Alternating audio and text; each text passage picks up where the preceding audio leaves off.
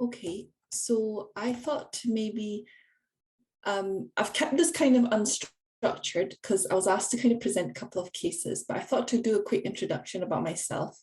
And I'm guessing most of you are medical students, so might want to hear a little bit about like why psychiatry. So my name is Fifi Phang. I'm one of the ST5s currently in the child inpatient psychiatry unit in Ward 4. So I thought maybe as part of my role in the psychiatric trainee committee, also to kind of bring in the Choose Psychiatry kind of campaign video, just to show yourselves a little bit about what psychiatrists think about themselves. I thought it was really nicely done. And here it goes. I hope it. Psychiatry appeals to the curious mind, and my curiosity has never failed me. Psychiatry requires you to be open-minded. You can't make assumptions about people. Psychiatry allows you to be the person you were when you started medical school, caring and compassionate. The first time I met a patient experiencing serious mental illness was whilst I was a medical student on a mental health placement. The patient was such in a dark place, and I felt I could help her. I wanted to look at the patient as a person, not just a set of symptoms. That's why I chose psychiatry. I'm passionate about teaching, and psychiatry allows me to do this. I learn from them as much as they learn from me. What I love most about my job is being able to be with a patient when they are at their most vulnerable place, working with them to see them get better. I've been a child and adolescent psychiatrist now for 25 years. It's been really important to me to really establish a relationship with the patients I work with. I've known some children since the ages of 5 or 6 and being able to see them all through the challenges of childhood before they move on to adulthood, often without requiring any further support at all. It makes you feel you've made a real difference. When children come to us because they need help, my job is to work through the difficulties that cause them to get to that point. Make a relationship with that child, make them feel safe, and start putting into place the things that will help them recover and get better. And as I've become more senior, the opportunities just get bigger and better to make a real difference. I didn't choose psychiatry. Psychiatry chose me. I did a 12-week placement at medical school, and it really grabbed me. That's Charlie. He is a gentleman in his 50s with mild learning disability. He was reported to be quite down and quite worried. And as a result, he wasn't leaving his house. People thought he had something called agoraphobia. I found out that actually he wasn't going out because he was in pain. He had severe arthritis. With some pain relief and some further support from other teams, he eventually received an operation for his hip. He's now enjoying life again and able to go out by himself. As a psychiatrist, it's important to look at the bigger picture of both mental health and physical health. I think trust underpins everything we do in psychiatry. People are meeting you at some of the most difficult times in their lives, and they need to trust you in order to share their story. They also trust you to support them in making difficult decisions about treatment. Dr. Rupal was so patient with my brother Charlie and worked hard when others had given up. She was the one that figured out what was really going on and how to help him. I started seeing Dr. Dave when I was 6 after my mum died. I was depressed, but he showed me how to make the best of things. 18 years on, I have purpose and people I care about. Dr. Lisa allowed me to explore my suicidal thoughts in a way that felt comfortable and safe. She gave me hope, and I can see the future now. I'm glad she chose psychiatry.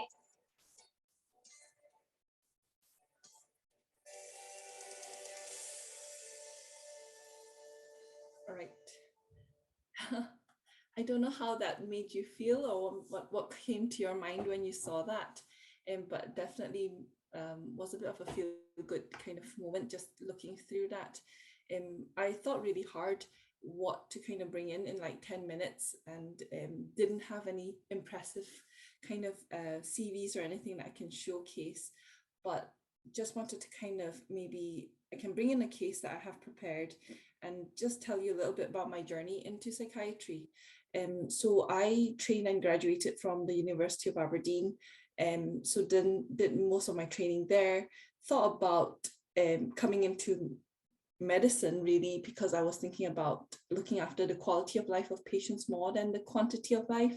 So that's how I've kind of got myself into kind of psychiatry. When I did my FY job, I remember hating it and loving it at the same time. Hating it because I think it was really frustrating. I think I remember as an FY, never really understanding how in psychiatry you're doing like once a week kind of ward rounds instead of daily ward rounds or twice daily ward rounds compared to like my medical or surgical kind of colleagues, really. So at the same time, I really loved it because the patients I saw were very, very interesting. None of them were the same. And you had to kind of be quite holistic and individualized when you're looking after them. What kind of took me into CAMHS is you actually take a step further into thinking about patients very holistically, and the boxes that you learn from, I think, medical school, very categorical type of like diagnosis, which is what Dr. Lang was saying. You kind of have to put that aside a little bit and think about a patient quite flexibly and learning how to kind of communicate with them. So I thought maybe with the remaining time I have, I can just showcase this case that I've prepared with one of our patients who's in the ward. Let's see if I can share that. All right. And oops, you might be able to see my presentation here. I wanted to kind of maybe bring in one of this case that we had in Ward 4, which is less than a 12-year-old kind of ward, where she had difficulty with eating. You know, she presented with about a year history of gradual kind of restrictive eating, and her weight initially was pretty low, and she had kind of anorexic cognitions of choosing less calories, wanting to exercise if she wanted a treat, and there was queries whether she had body dysmorphia as well. It wasn't obvious, unlike adults where they might be able to tell you more about it. She wasn't able to initially open up and say that, you know, she didn't like about her body in the very beginning, but towards the end, as she got better, she was able to say a bit more about not liking her thighs and her tummy and things like that. So just thinking about the ward, how people come into our cells, I guess child psychiatry is fairly specialized, so people don't normally come in directly to us, and they sometimes come to like the medical ward, particularly if they have an eating problem, and they get medically stabilized. They can sometimes present in and out of kind of A&E a couple of times, and then when they come to ourselves, you know, we normally have quite clear aim of what they're in for, like stabilizing their physical health and also challenging some of these anorexic cognitions. This girl in particular, I think in CAMHS, you are very curious about a patient's background, really, about their family, you know, their friends. You're looking at, so for her, she had very busy kind of parents, with a sister and pets at home.